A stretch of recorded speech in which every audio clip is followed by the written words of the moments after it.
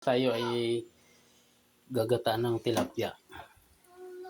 Ayan, mga ano, binili ko. Saka gata.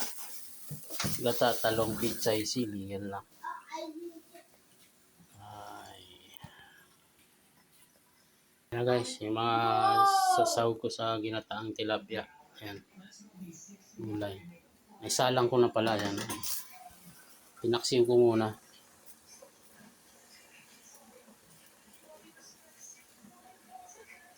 Paksiw muna bago ano. Yan ang gata. Ayan guys. Ilagay ko na yung gulay. Ayan. Pinaksin ko pa. Tsaka inano ko ng unang gata. Ay, pangalawang gata. Nilagyan ko ng konti. Gugas muna tayo ng plato.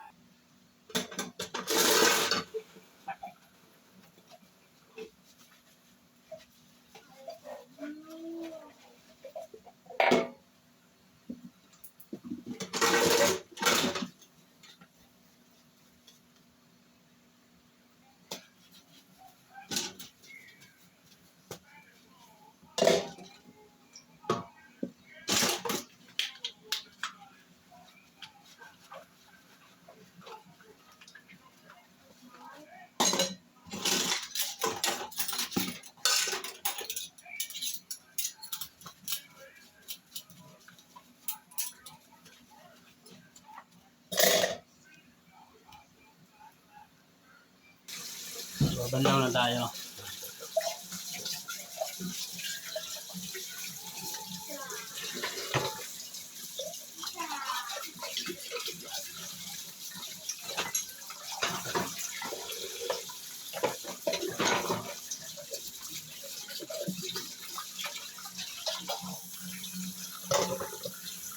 Isa tayo magbanlaw yan.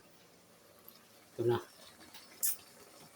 Dami pang sabaw oh. Lalagyan ko na sana nung unang gata.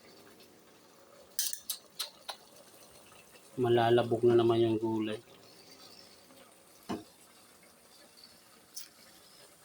Pogi, nakatutok na naman sa TV. Oh. Pogi na naman. Naka-4 pa talaga. Ah, kuya-kuya ako pa.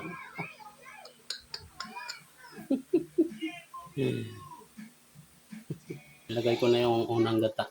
Pero konti lang nilagay ko. Nagtira ako ng tira ako ng konti para pag medyo kati-kati na, isasapaw ko ulit yan. Ilalagay ko ulit dyan para masarap.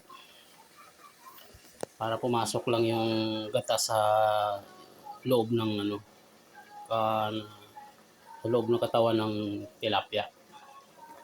Kaya ako unti-unti ko lang nilalagay. Saka yung gulay medyo lutong-luto na yung gulay.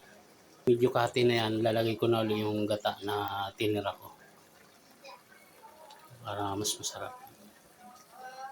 Lagay ako ng 2 sili. 2 siling pula para may siling green na yan, 3 piraso lang. Yan, lalagay ko yan para pag kumain ako, pipisain ko na lang sa plato ko. Lalagay ko na yung pangalawang gata. Yung yung tira kong unang gata. Ayan. Lagay ko na. Ayan. Okay.